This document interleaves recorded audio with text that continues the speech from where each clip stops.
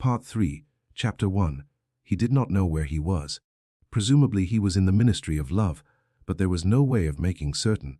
He was in a high, ceilinged windowless cell with walls of glittering white porcelain. Concealed lamps flooded it with cold light, and there was a low, steady humming sound which he supposed had something to do with the air supply. A bench or shelf, just wide enough to sit on, ran round the wall, broken only by the door, and, at the end opposite the door, a lavatory pan with no wooden seat. There were 4 telescreens, one in each wall. There was a dull aching in his belly. It had been there ever since they had bundled him into the closed van and driven him away. But he was also hungry, with a gnawing, unwholesome kind of hunger. It might be 24 hours since he had eaten, it might be 36.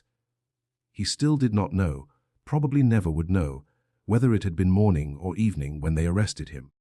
Since he was arrested, he had not been fed. He sat as still as he could on the narrow bench, with his hands crossed on his knee. He had already learned to sit still. If you made unexpected movements, they yelled at you from the telescreen. But the craving for food was growing upon him. What he longed for above all was a piece of bread. He had an idea that there were a few breadcrumbs in the pocket of his overalls. It was even possible, he thought this because from time to time something seemed to tickle his leg, that there might be a sizable bit of crust there. In the end, the temptation to find out overcame his fear. He slipped a hand into his pocket. "You Smith," yelled a voice from the telescreen. 6079 Smith W. Hands out of pockets in the cells. He sat still again, his hands crossed on his knee. Before being brought here, he had been taken to another place, which must have been an ordinary prison, or a temporary lock, up-used by the patrols. He did not know how long he had been there, some hours at any rate. With no clocks and no daylight, it was hard to gauge the time. It was a noisy, evil-smelling place. They had put him into a cell similar to the one he was now in, but filthily dirty, and at all times crowded by 10 or 15 people. The majority of them were common criminals, but there were a few political prisoners among them. He had sat silent against the wall, jostled by dirty bodies, too preoccupied by fear and the pain in his belly to take much interest in his surroundings, but still noticing the astonishing difference in demeanor between the party prisoners and the others. The party prisoners were always silent and terrified, but the ordinary criminals seemed to care nothing for anybody.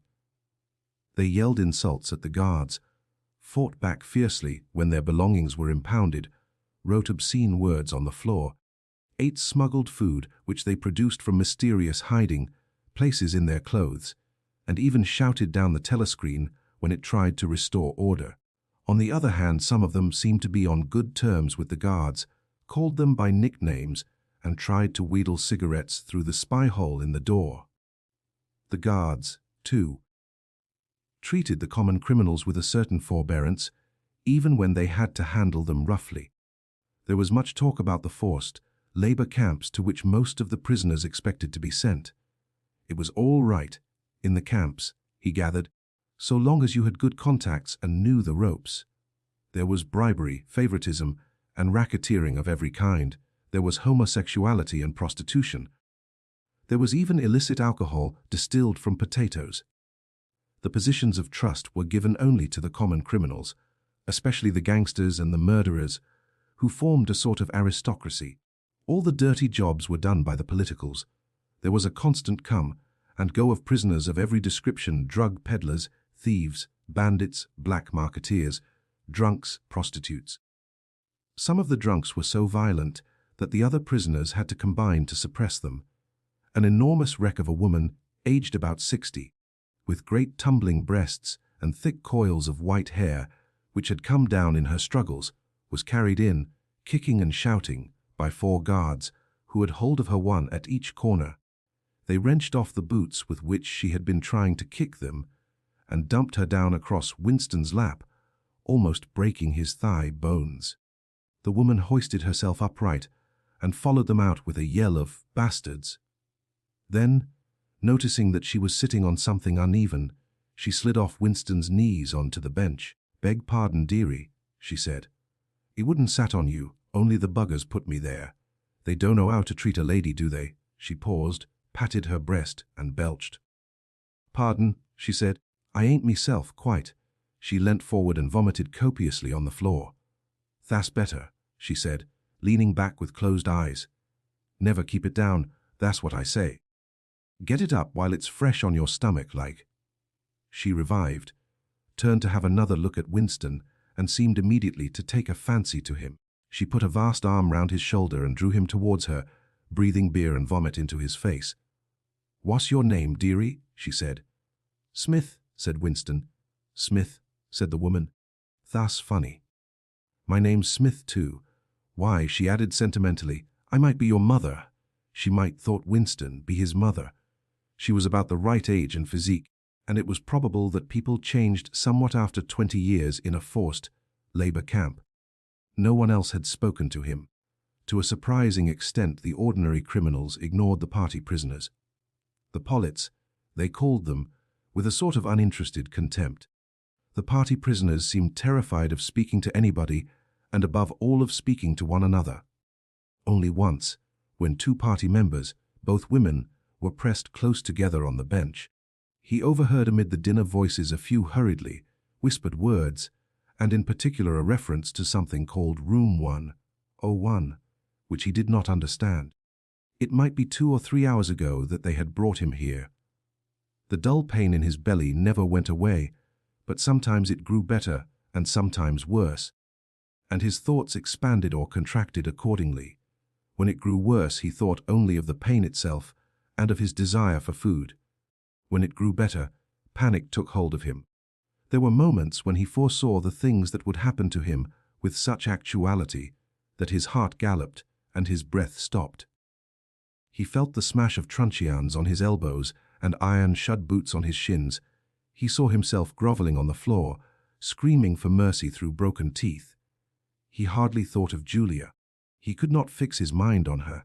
He loved her and would not betray her, but that was only a fact, known as he knew the rules of arithmetic. He felt no love for her, and he hardly even wondered what was happening to her. He thought oftener of O'Brien, with a flickering hope. O'Brien might know that he had been arrested. The Brotherhood, he had said, never tried to save its members. But there was the razor blade. They would send the razor blade if they could. There would be perhaps 5 seconds before the guard could rush into the cell. The blade would bite into him with a sort of burning coldness, and even the fingers that held it would be cut to the bone. Everything came back to his sick body, which shrank trembling from the smallest pain. He was not certain that he would use the razor blade, even if he got the chance.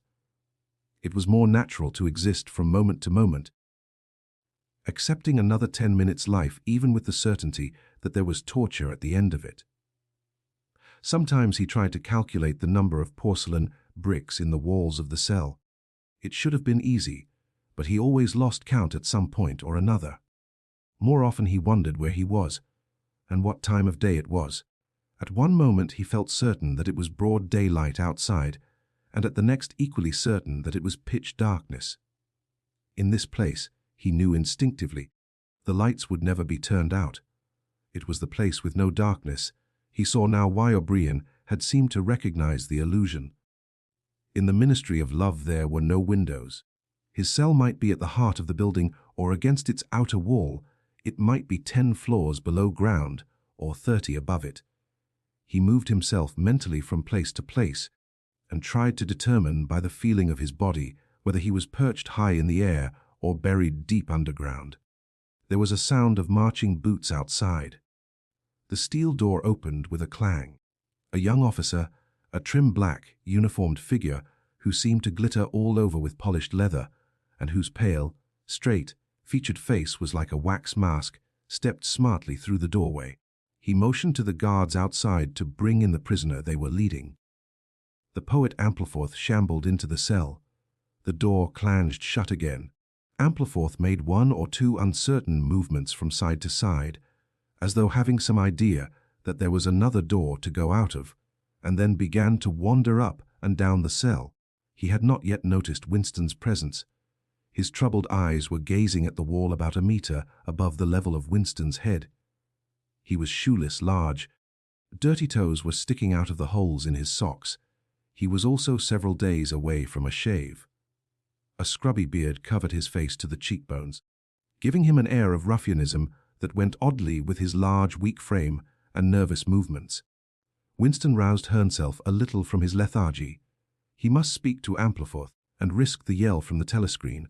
It was even conceivable that Ampleforth was the bearer of the razor blade. "Ampleforth," he said. There was no yell from the telescreen. Ampleforth paused, mildly startled. His eyes focused themselves slowly on Winston. "Ah, Smith," he said. "You too? What are you in for?" "To tell you the truth." He sat down awkwardly on the bench opposite Winston. "There is only one offense, is there not?" he said. "And have you committed it?" "Apparently I have." He put a hand to his forehead and pressed his temples for a moment, as though trying to remember something. "These things happen," he began vaguely. "I have been able to recall one instance, a possible instance. It was an indiscretion, undoubtedly. We were producing a definitive edition of the poems of Kipling. I allowed the word, God, to remain at the end of a line. I could not help it," he added almost indignantly, raising his face to look at Winston. It was impossible to change the line. The rhyme was rod. Do you realize that there are only 12 rhymes to or rod in the entire language? For days I had racked my brains. There was no other rhyme. The expression on his face changed. The annoyance passed out of it, and for a moment he looked almost pleased. A sort of intellectual warmth, the joy of the pedant who has found out some useless fact, shone through the dirt and scrubby hair. "Has it ever occurred to you," he said, "that the whole history of English poetry has been determined by the fact that the English language lacks rhymes?" No, that particular thought had never occurred to Winston. Nor, in the circumstances, did it strike him as very important or interesting. "Do you know what time of day it is?" he said. Ampleforth looked startled again. "I had hardly thought about it. They arrested me. It could be 2 days ago, perhaps 3. His eyes flitted round the walls, as though he half expected to find a window somewhere. "There is no difference between night and day in this place. I do not see how one can calculate the time." They talked desultorily for some minutes, then, without apparent reason, a yell from the telescreen bade them be silent. Winston sat quietly, his hands crossed. Ampleforth, too large to sit in comfort on the narrow bench, fidgeted from side to side, clasping his lank hands first round one knee, then round the other. The telescreen barked at him to keep still. Time passed. 20 minutes, an hour, it was difficult to judge. Once more there was a sound of boots outside. Winston's entrails contracted. Soon, very soon, perhaps in 5 minutes, perhaps now, the tramp of boots would mean that his own turn had come. The door opened. The cold-faced young officer stepped into the cell. With a brief movement of the hand, he indicated Ampleforth. "Room 101, he said. Ampleforth marched clumsily out between the guards, his face vaguely perturbed, but uncomprehending. What seemed like a long time passed. The pain in Winston's belly had revived. His mind sagged round and round on the same trick, like a ball falling again and again into the same series of slots. He had only 6 thoughts. The pain in his belly, a piece of bread, the blood and the screaming O'Brien, Julia, the razor blade. There was another spasm in his entrails. The heavy boots were approaching. As the door opened, the wave of air that it created brought in a powerful smell of cold sweat. Parsons walked into the cell. He was wearing khaki shorts and a sports shirt. This time Winston was startled into self-forgetfulness. "You here?" he said. Parsons gave Winston a glance in which there was neither interest nor surprise, but only misery. He began walking jerkily up and down, evidently unable to keep still. Each time he straightened his pudgy knees, it was apparent that they were trembling. His eyes had a wide-open, staring look, as though he could not prevent himself from gazing at something in the middle distance. "What are you in for?" said Winston. "Thought crime," said Parsons, almost blubbering. The tone of his voice implied at once a complete admission of his guilt, and a sort of incredulous horror that such a word could be applied to himself. He paused opposite Winston and began eagerly appealing to him. "You don't think they'll shoot me, do you, old chap?" They don't shoot you if you haven't actually done anything. Only thoughts, which you can't help. I know they give you a fair hearing. Oh, I trust them for that. They'll know my record, won't they? You know what kind of chap I was. Not a bad chap in my way. Not brainy, of course, but keen. I tried to do my best for the party, didn't I? I'll get off with 5 years, don't you think? Or even 10 years. A chap like me could make himself pretty useful in a labor camp. They wouldn't shoot me for going off the rails just once. Are you guilty? Said Winston. Of course I'm guilty, cried Parsons with a servile glance at the telescreen. You don't think the party would arrest an innocent man, do you? His frog-like face grew calmer and even took on a slightly sanctimonious expression. A thought crime is a dreadful thing, old man, he said sententiously. It's insidious. It can get hold of you without your even knowing it. Do you know how it got hold of me? In my sleep. Yes, that's a fact. There I was, working away, trying to do my bit, never knew I had any bad stuff in my mind at all. And then I started talking in my sleep. Do you know what they heard me saying? He sank his voice, like someone who is obliged for medical reasons to utter an obscenity. Down with Big Brother. Yes, I said that. Said it over and over again, it seems. Between you and me, old man, I'm glad they got me before it went any further. Do you know what I'm going to say to them when I go up before the tribunal? Thank you. I'm going to say, thank you for saving me before it was too late. Who denounced you? Said Winston. It was my little daughter, said Parsons with a sort of doleful pride. She listened at the keyhole, heard what I was saying, and nipped off to the patrols the very next day. Pretty smart for a nipper of 7er. I don't bear her any grudge for it. In fact, I'm proud of her. It shows I brought her up in the right spirit. Anyway, he made a few more jerky movements up and down, several times casting a longing glance at the lavatory pan. Then he suddenly ripped down his shorts. Excuse me, old man, he said. I can't help it. It's the waiting. He plumped his large posterior into the lavatory pan. Winston covered his face with his hands. Smith, yelled the voice from the telescreen. 6079 Smith, Abbow! Uncover your face. No faces covered in the cells. Winston uncovered his face. Parsons used the lavatory loudly and abundantly. It then turned out that the plug was defective and the cell stank abominably for hours afterwards. Parsons was removed. More prisoners came and went, mysteriously. One, a woman, was consigned to room 101, and, Winston noticed, seemed to shrivel and turn a different color when she heard the words. A time came when, if it had been morning when he was brought here, it would be afternoon, or if it had been afternoon, then it would be midnight. There were 6 prisoners in the cell, men and women. All sat very still. Opposite Winston there sat a man with a chinless, toothy face exactly like that of some large, harmless rodent. His fat, mottled cheeks were so pouched at the bottom that it was difficult not to believe that he had little stores of food tucked away there. His pale, grey eyes flitted timorously from face to face and turned quickly away again when he caught anyone's eye. The door opened, and another prisoner was brought in whose appearance sent a momentary chill through Winston. He was a commonplace, mean-looking man who might have been an engineer or technician of some kind. But what was startling was the emaciation of his face. It was like a skull. Because of its thinness the mouth and eyes looked disproportionately large, and the eyes seemed filled with a murderous, unappeasable hatred of somebody or something. The man sat down on the bench at a little distance from Winston. Winston did not look at him again, but the tormented, skull-like face was as vivid in his mind as though it had been straight in front of his eyes. Suddenly he realized what was the matter. The man was dying of starvation. The same thought seemed to occur almost simultaneously to everyone in the cell. There was a very faint stirring all the way round the bench. The eyes of the chinless man kept flitting towards the skull-faced man, then turning guiltily away, then being dragged back by an irresistible attraction. Presently he began to fidget on his seat.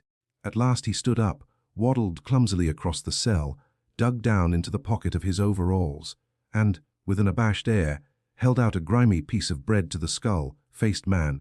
There was a furious, deafening roar from the telescreen. The chinless man jumped in his tracks.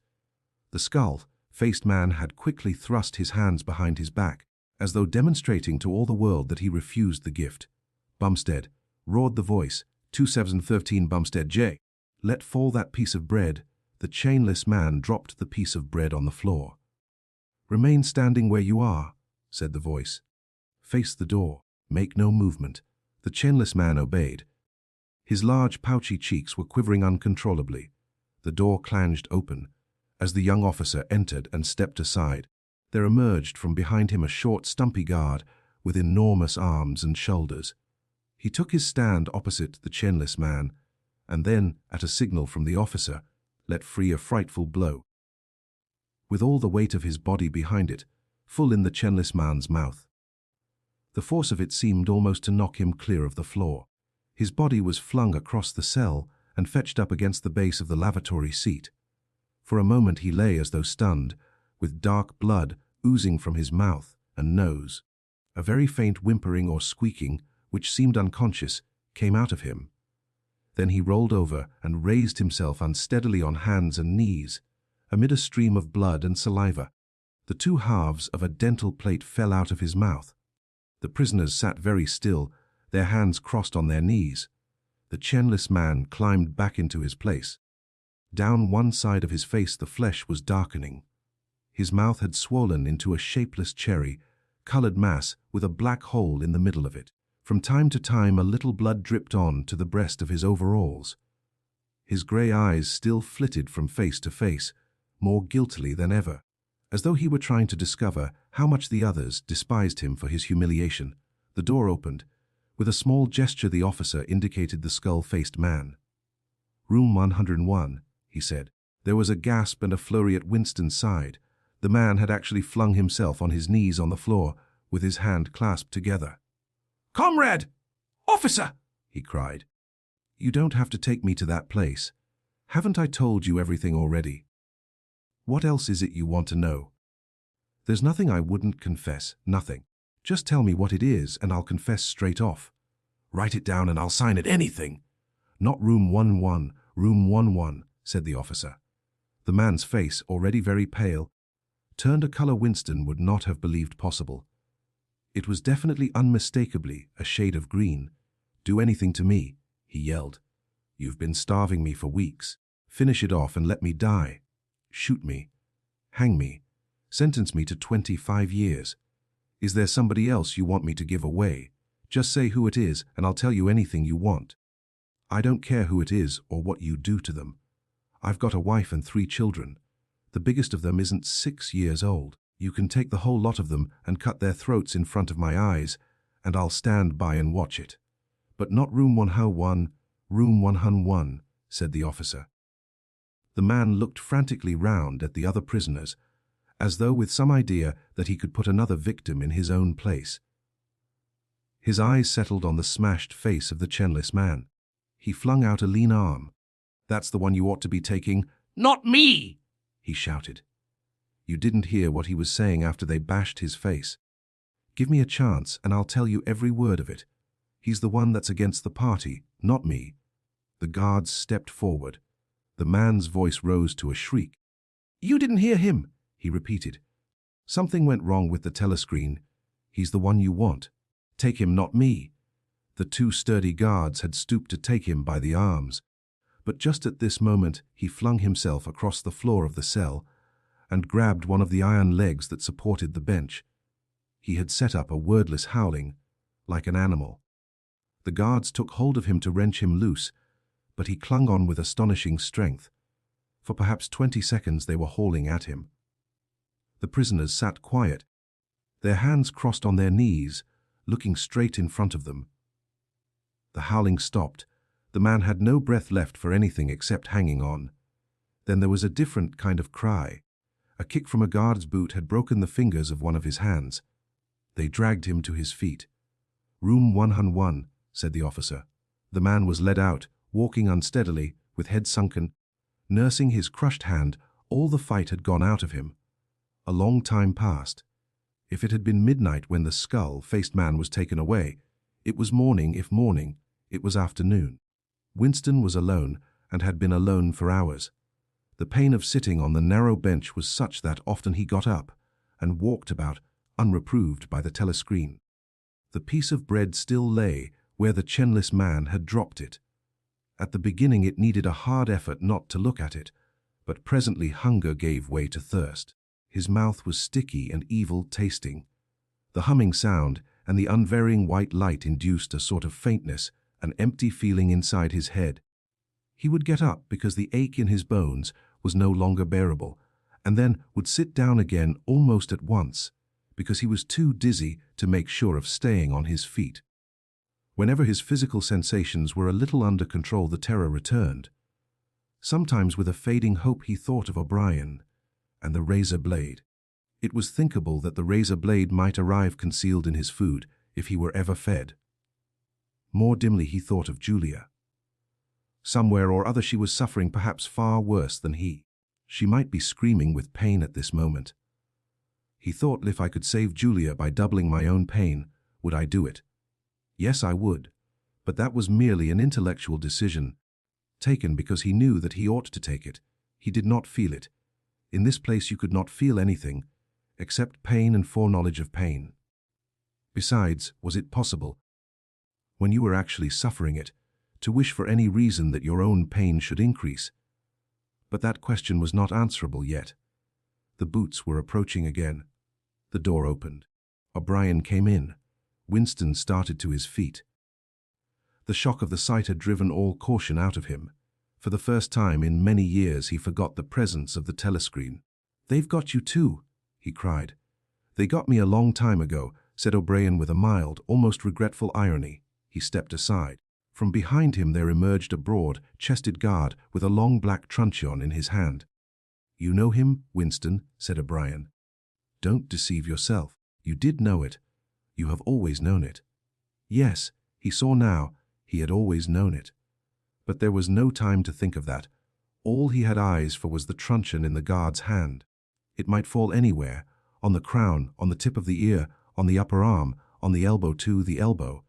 He had slumped to his knees, almost paralyzed, clasping the stricken elbow with his other hand. Everything had exploded into yellow light.